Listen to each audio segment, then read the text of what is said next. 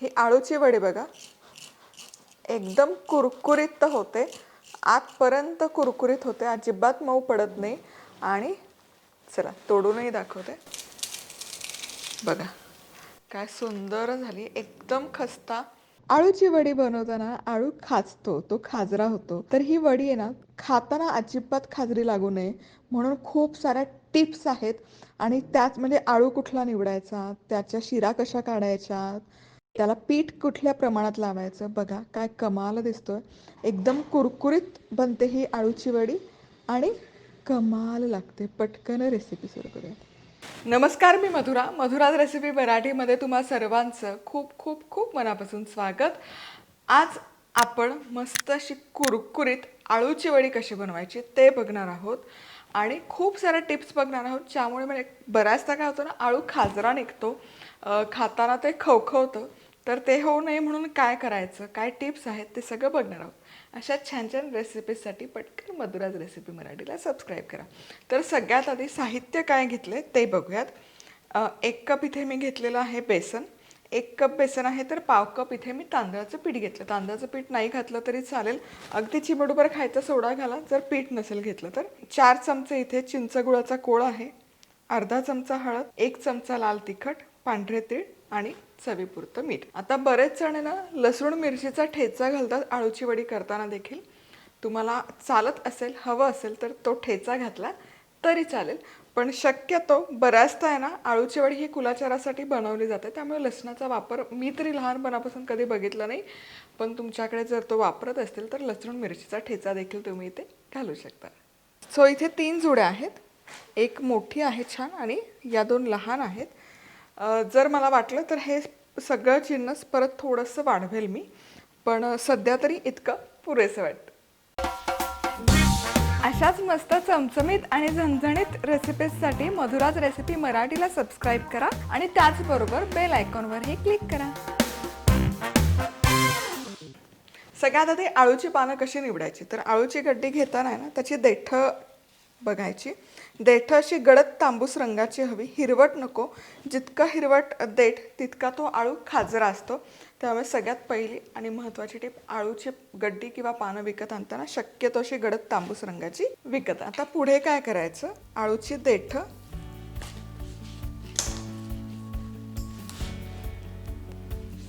Cut करून घ्यायची. आता ही कापून घेताना आहे ना अशी पूर्ण थ्रूआउट नाही कापायची, हलकंसं कापायचं, एक साल त्याला ठेवायचं आणि जितकं शक्य असेल तितकं ही शीर एक काढून घ्यायची. त्यामुळे काय होतं ना, जरा आळूचा खाजरेपणा कमी व्हायला मदत होते. ही अशी हलकीशी शीर काढून टाकायची. आता पुढची महत्त्वाची टिप म्हणजे आळूची पानं स्वच्छ अशी खळखळून धुवून घ्यायची पाण्यामध्ये. त्यावर जी माती वगैरे असते ती पूर्ण निघून गेली पाहिजे आणि ही पानं निथळत ठेवायची. असं एकूण एक आळूचं पान स्वच्छ धुवून घ्यायचं. आता लाटणं घ्यायचं आणि ही आळूची पानं हलकीशी चपट करून घ्यायची, म्हणजे मग आपला रोल छान गुंडाळला पण जातो आणि त्याला पदरही छान सुटतो. पानं आपण तयार करून ठेवली आहेत. आता याचं पीठ तयार करूयात. तर हे बेसन घ्यायचं, तांदळाचं पीठ, हळद, लाल तिखट. आता हे सुके जे जिन्नस आहेत हे सुकं सुकं आधी मिसळून घ्यायचं आणि मग थोडं थोडं पाणी घालत याचं आहे ना घट्टसर असं पीठ तयार करून घ्यायचं. खूप सैल नाही करायचं, हलकंसं आपल्याला घट्टच ठेवायचं आहे. हे बघा, हे सगळं ना दाटसर असं पीठ तयार करून घेतलं आहे. तर हे जे प्रमाण घेतलं होतं यामध्ये पाऊण कप पाणी बरोबर मला लागलेलं आहे. आता ओवा घालणं अगदी ऑप्शनल आहे, पण बेसन बाधू नये म्हणून थोडासा ओवा यामध्ये मी घालते. आळूवडी कशी करायची ते बघूया.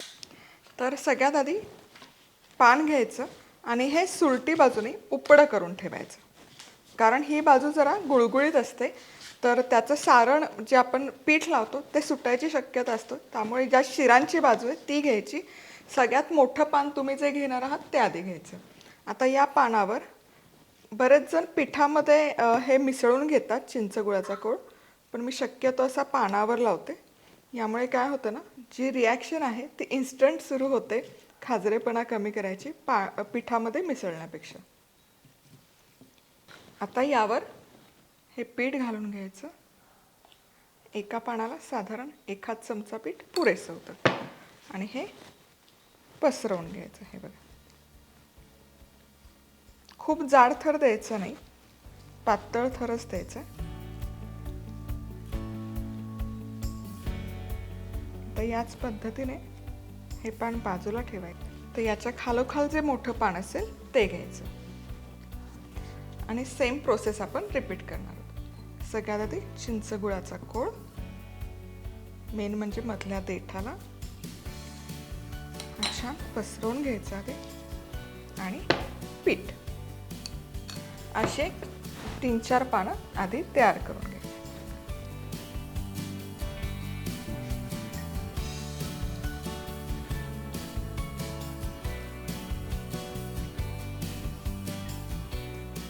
चला, आता वडी बनवण्यासाठी 5 पानं मी तयार केलेत. सगळ्यात मोठं पान आधी खाली, यावर घालते पांढरे तीळ. तीळ पिठात मिसळत नाही, नाहीतर मग ते दिसतच नाहीत, म्हणून हे असं वर्ण तीळ घालून घ्यायचं. आता यावर जे दुसरं मोठं पान आहे आकाराने, हे उलटं ठेवायचं, उलट्या दिशेने, म्हणजे आपली वडीचा रोल जो आहे तो छान गुंडाळला जातो. ठीक आहे. आता यावर पुन्हा तीळ, देठाची बाजू विरुद्ध दिशेला पुन्हा थोडेसे तीळ घालायचे. सेम प्रोसेस रिपीट करूयात. आणि आता यावर शेवटचं पान ठेवू. बघा, छान असा लेअर तयार झालेला आहे. आता काय करायचं, ही बाजू आहे ना, या बाजूवर थोडंसं पीठ लावून घ्यायचं. कडा आणि कड दुमडून घ्यायची आधी, म्हणजे वडी गुंडाळली तरी सुटत नाही. ही कड पण दुमडून घेऊयात. जी दुमडलेली कड आहे त्यावर पण थोडं पीठ लावूयात. आणि आता ही वडी जिथून आपण गुंडाळायला सुरुवात करणार आहोत तिथे पण छानसं पीठ लावून घ्यायचं भरपूर, जेणेकरून आपला रोल सुटला नाही पाहिजे. आता ही गुंडाळायला सुरुवात करायची. आणि गुंडाळताना आहे ना, शक्यतो ही देठाकडची बाजू आहे ही आधी घ्यायची आणि जितकं शक्य असेल तितकं घट्ट गुंडाळत जायचं. म्हणजे काय होतं, तळताना ती वडी अजिबात सुटत नाही. आणि आता हा टोकाकडचा भाग आला, याला ही पीठ लावूयात. आळूच्या वडीचा पहिला रोल आपला बनवून तयार आहे. आता याच पद्धतीने सगळे रोल मी तयार करते. चला, वड्या आपल्या इथे करून तयार आहेत. चाळणीमध्ये या वाफवल्या तरी चालतात, पण माझ्याकडे आता इडलीचा कुकर आहे त्यामध्ये मी वाफवून घेते. सो आधी प्लेटला असं छान तेल लावून घ्यायचं सगळ्या बाजूने, म्हणजे मग वडी त्या ताटलीला चिकटत नाही. त्यावर ही वडी अशी छान ठेवून घ्यायची. 3 वड्या झाल्यात, 3 गड्ड्या होत्या तर छानपैकी 3 वड्या तयार आहेत. आता हे थोडंसं पीठ होतं ना, ते सगळे इथे थापून दिलं उरलेलं. शक्यतो चिकटवून नाही ठेवायचं, थोडंसं अंतर ठेवा 2 वड्यांमध्ये. चला, आता इथे इडली कुकर आहे, पाणी गरम केलं. याच्याऐवजी चाळणीत तुम्ही वड्या ठेवा आणि कढईत किंवा कुकरमध्ये पण वाफवून घेतलं तरी चालतात. छान असं दणदणीत पाणी उकळलंय. वड्यांचा ट्रे यावर ठेवायचा, झाकण ठेवणार आहे आणि बरोबर 20 मिनिटं मध्यम आचेवर हे वाफवून घ्यायचे. चला, आता इथे ना बरोबर 20 मिनिटं मी ही वडी वाफवून घेतली. आता सगळ्यात महत्त्वाची टिप म्हणजे ही वडी झाली आहे का नाही हे कसं चेक करायचं. जरी काही कुकर आहेत ना जाडजूड असतात, त्याचा बेस खूप जाड असतो, त्यामुळे ते लक्षात येत नाही की तितकाच कुकिंग टाईम लागेल का नाही. मग काय करायचं, सुरी घ्यायची आणि वडीच्या मधोमध अशी घालून घ्यायची.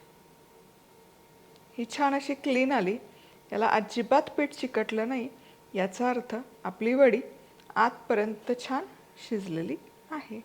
बघा, आता पुढची आणखी महत्त्वाची टीप, या वड्या याच्यातून काढून घ्यायच्या आणि साईडला ठेवायच्या.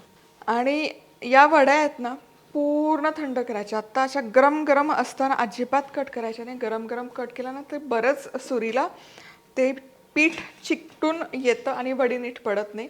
पूर्ण आत बाहेरून म्हणजे आतपर्यंत थंड झाली की मग आपण ती कट करू. आळूची वडी पूर्ण थंड झालेली आहे आतपर्यंत. आता याचे आपण हे बघा, किती तुम्हाला जाड हवं पातळ हवं त्याप्रमाणे. हे बघा, तीळ आपण वर्ण पेरले ना त्यामुळे ते दिसत आहेत बघा वडीला छान.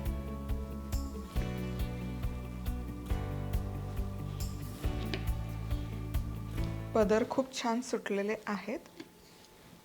हे बघा, जितका शक्य असेल, आमच्याकडे पातळ आणि कुरकुरीत लागतात म्हणून मी असं छान तेल तापवलेलं आहेच. आता ही वडी घालूयात आणि छानपैकी खमंग अशी तळून घ्यायची.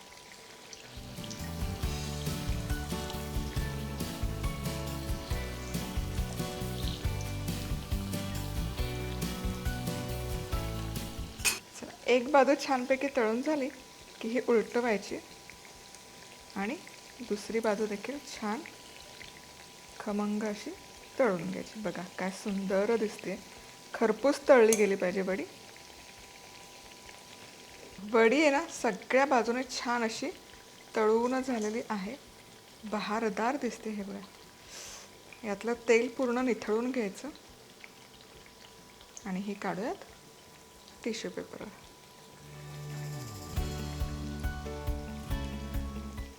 छान अशी आतपर्यंत तळली गेली पाहिजे.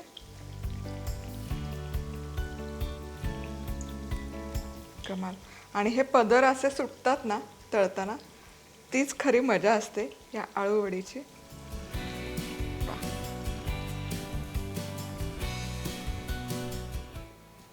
हे पण काढूयात टिश्यू पेपरवर आणि याच पद्धतीने सगळ्या वड्या आपण तळून घेतो.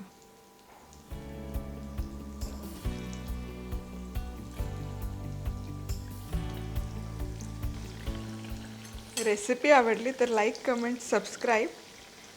आणि येस, ही आळूवडी आहे ना ही अशी कट केलेली एक झिपलॉकची बॅग घेऊ शकता. त्यामध्ये स्टोअर करून आठवडाभर फ्रीजमध्ये टिकते. फ्रीजरला ठेवली तर 3 महिने छान टिकते. अमेरिकेत होतो ना तेव्हा आम्ही तसं करायचो. कारण खूप मोठा बंच यायचा, खूप मोठी जोडी यायची, मग ती एका वेळेस संपायची नाही. मग खूप मोठ्या प्रमाणात आळूवडी करायचे आणि जेव्हा हवं तेव्हा काढून रूम टेम्परेचरला आल्यावर ती तळायची किंवा मग पेक करायची किंवा शॅलो फ्राय करायची.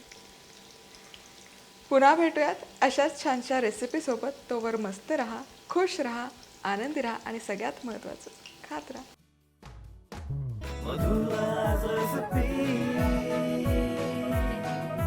मधुराज रेसिपी, महाराष्ट्राची अस्सल चव.